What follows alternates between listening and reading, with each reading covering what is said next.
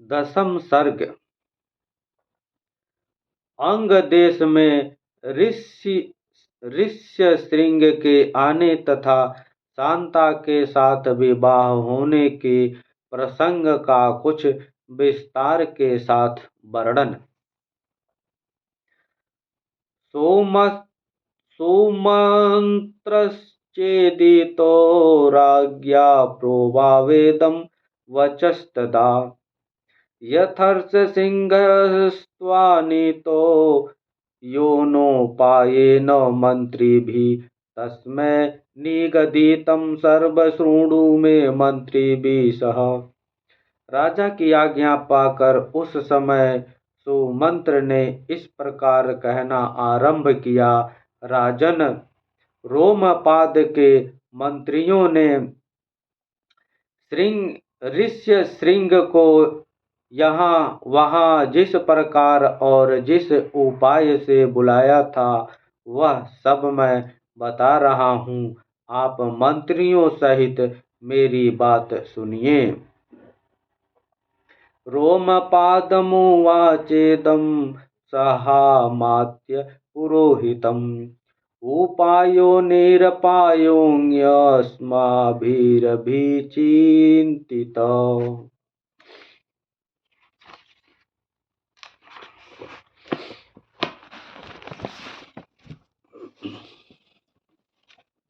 उस समय अमात्यों सहित पुरोहित ने राजा रोमपाद से कहा, महाराज, हम लोगों ने एक उपाय सोचा है जिसे काम में लाने से किसी भी विघ्न बाधा के आने की संभावना नहीं है।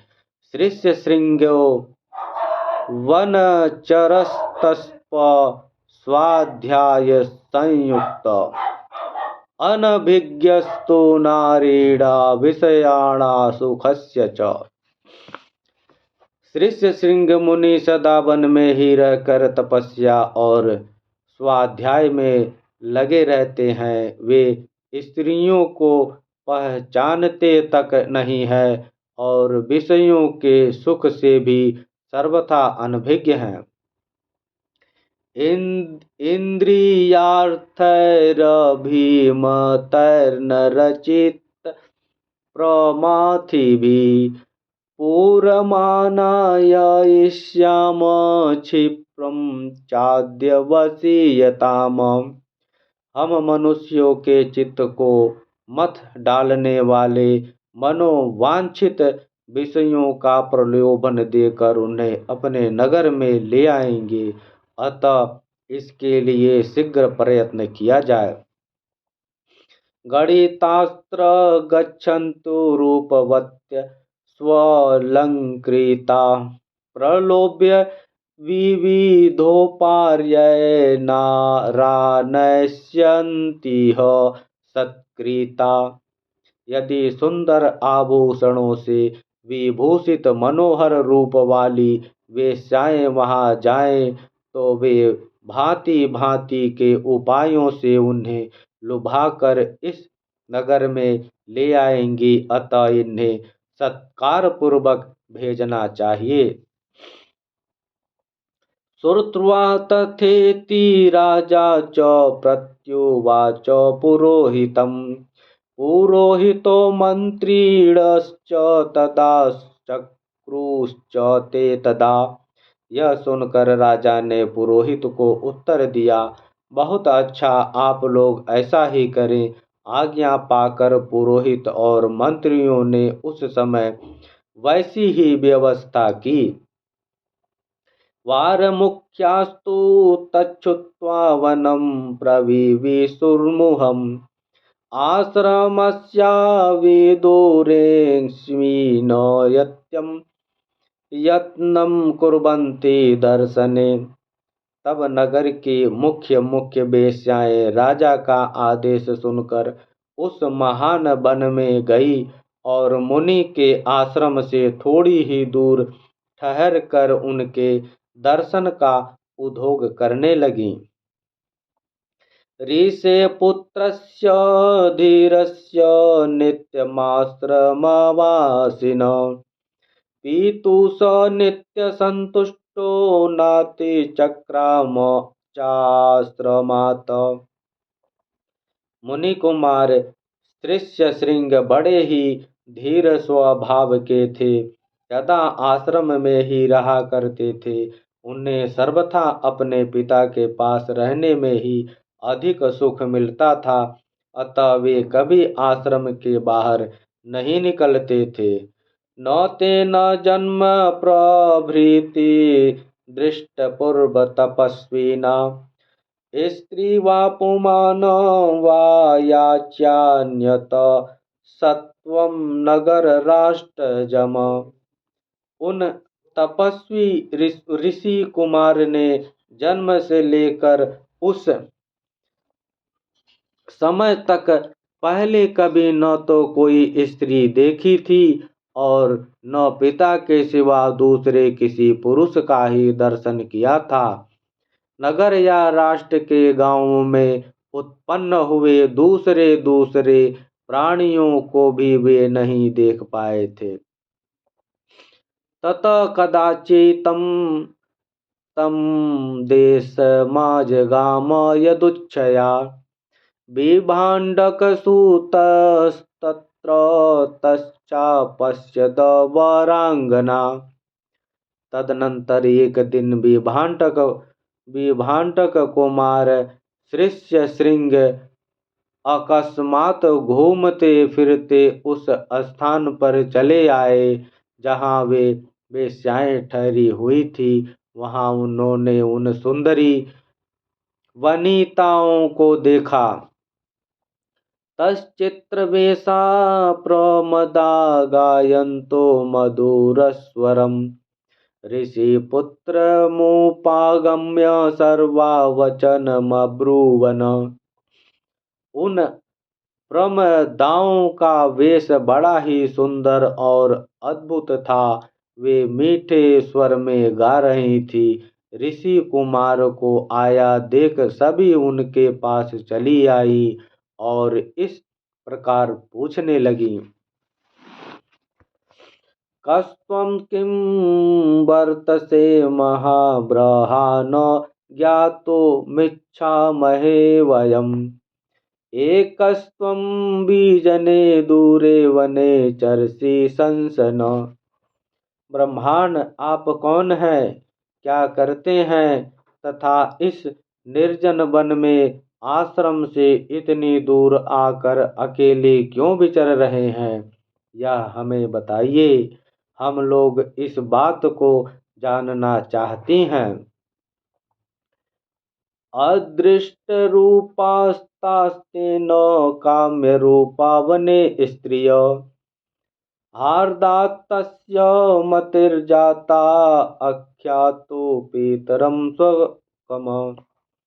ऋषिशृंग ने वन में कभी स्त्रियों का रूप नहीं देखा था और वे स्त्रियां तो अत्यंत कामनीय रूप से सुशोभित थी, अतः उन्हें देखकर उनके मन में स्नेह उत्पन्न हो गया। इसलिए उन्होंने उनसे अपने पिता का परिचय देने का विचार किया। पिता विभाण्डकोऽस्माकं तस्याहं सूत और स ऋष्यशृंग इति ख्यातं नाम कर्म च मे भुवि।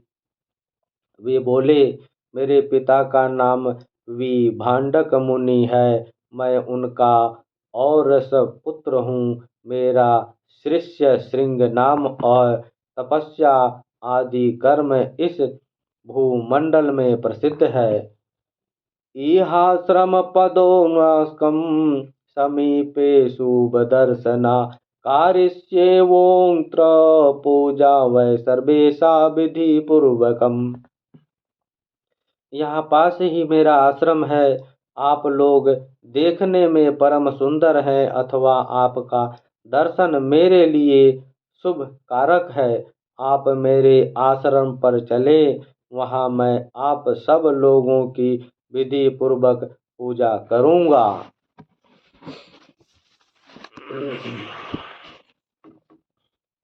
ऋषिपुत्र वचो श्रुत्वा सर्वासमतिरास वै तदाश्रमपदं दृष्टो जन्मो सर्वास्ततोऽंगना। ऋषि कुमार की यह बात सुनकर सब उनसे सहमत हो गईं। फिर वे सब सुंदरी स्त्रियां उनका आश्रम देखने के लिए वहां गईं। गता न तो तत पूजा ऋषि पुत्रश्चकारः इदमर्धमेदं पादमेदं मूलं फलं च न। वहां जाने पर ऋषि कुमार ने यह पाद है तथा यह भोजन के लिए फल मूल प्रस्तुत है, ऐसा कहते हुए उन सब का विधिवत पूजन किया। प्रतिगृहातुता पूजा सर्वा एव समोत्सुका ऋषे भीताश्च शीघ्रतु गमनाय मतिदसु। ऋषि की पूजा स्वीकार करके वे सभी वहां से चली जाने को उत्सुक हुई। उन्हें विभांडक मुनि का भय लग रहा था, इसलिए उन्होंने शीघ्र ही वहां से चली जाने का विचार किया।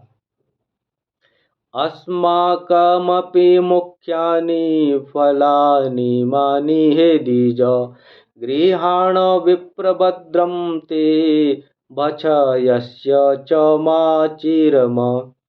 वे बोली, ब्रह्मांड हमारे पास भी ये उत्तम उत्तम फल है विप्रवर, इन्हें ग्रहण कीजिए, आपका कल्याण हो। इन फलों को शीघ्र ही खा लीजिए, विलंब न कीजिए। ततस्तास्तं समालिंग्य सर्वा हर्ष समन्विता मोदकानुप्रददुस्तस्मै भक्ष्याश्च विविधांशुभान। ऐसा कर उन सबने हर्ष में भरकर ऋषि का आलिंगन किया और उन्हें खाने योग्य भांति भांति के उत्तम पदार्थ तथा बहुत सी मिठाइयाँ दीं। तानि चास्वाद तेजस्वी फलानिति स्म मन्यते अनास्वादित पूर्वाणि बने नित्य निवासी नाम।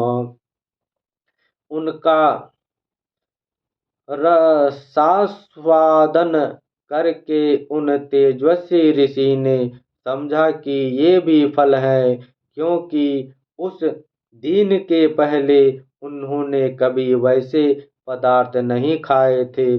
भला सदा वन में रहने वालों के लिए वैसी वस्तुओं के स्वाद लेने का अवसर ही कहाँ है।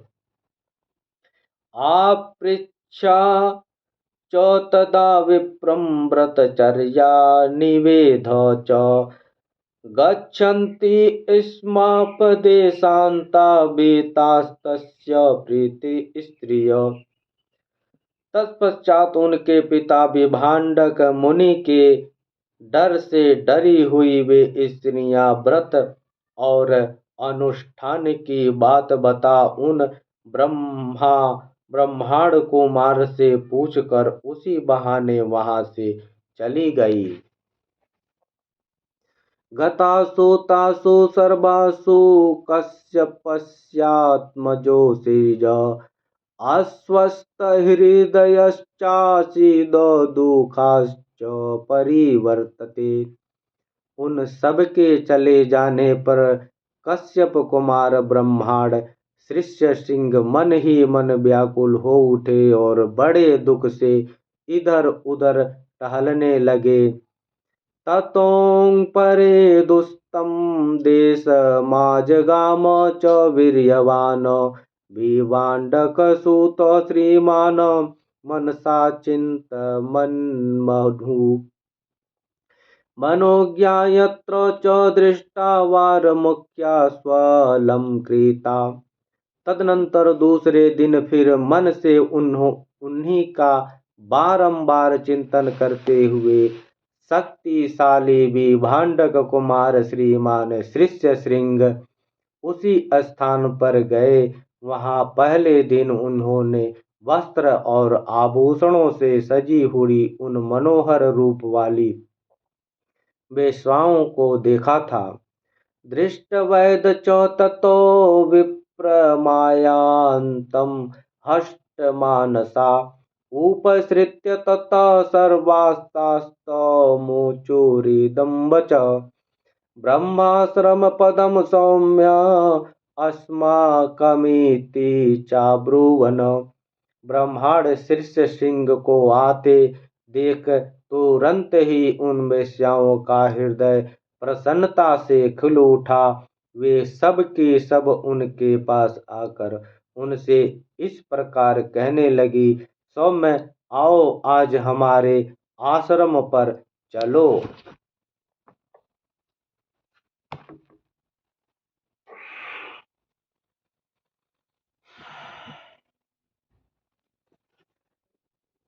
चित्राण्यत्र बहूनि स्युर्मूलानि च फलानि च तत्र येष विशेषेण विधिः भविता ध्रुवम्।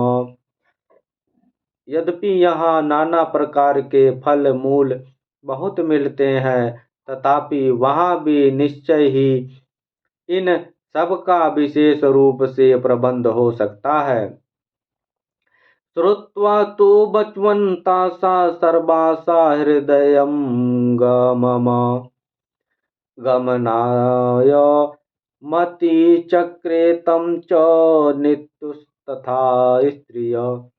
उन सबके मनोहर वचन सुनकर शिष्य श्रृंग उनके साथ जाने को तैयार हो गए और वे स्त्रियां उन्हें अंग देश में ले गई। तत्र चानीयमान तो विप्रे तस्मिन् महात्मनि ववर्ष सहसा देवो जगत ब्रह्मादयमस्तदा। उन महात्मा ब्रह्मांड के अंग देश में आते ही इंद्र ने संपूर्ण जगत को प्रसन्न करते हुए सहसा पानी बरसाना आरंभ कर दिया। वर्षेणैवागता विप्रं तापसं स नराधिप प्रत्युदगम्य मुनि ब्रह्मा शीर्षा च महीगत। वर्षा से ही राजा को अनुमान हो गया कि वे तपस्वी ब्रह्मांड कुमार आ गए। फिर बड़ी विनय के साथ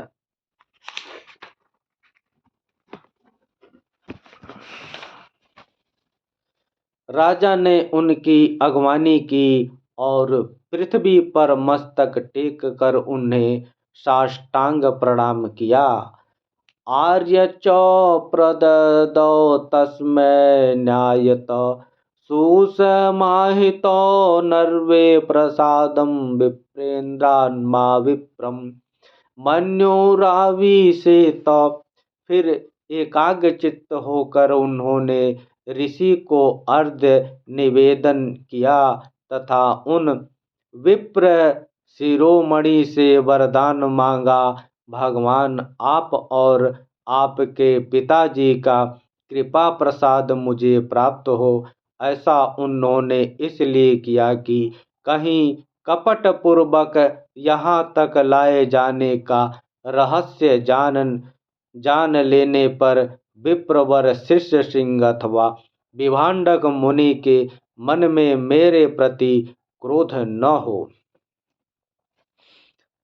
अंतःपुरं प्रवेश्यास्मै कन्या दत्त्वा यथाविधि शांतेन मनसा राजा हर्षमवापस। तत्पश्चात शिष्य श्रृंग को अंतपुर में ले जाकर उन्होंने शांत चित्त से अपनी कांत्या शांता काउन के साथ विधि पूर्वक विवाह कर दिया। ऐसा करके राजा को बड़ी प्रसन्नता हुई। एवं स न्यवसत तत्र सर्वकाशमय सुपूजित श्रेष्य शृंगो महातेजा शांतया सह भार्यया। इस प्रकार महातेजस्वी श्रेष्य श्रृंग राज से पूजित हो संपूर्ण मनोवांछित भोग प्राप्त कर अपनी धर्म पत्नी शांता के साथ वहां रहने लगे। इत्यादि श्रीमद्रामायणे वाल्मीकिये आदि काव्ये बालकांडे दशम सर्ग। इस प्रकार वाल्मीकि निर्मित अर्ष रामायण आदि काव्य के बालकांड में 10वां सर्ग पूरा हुआ। जय श्री राम। जय श्री राम।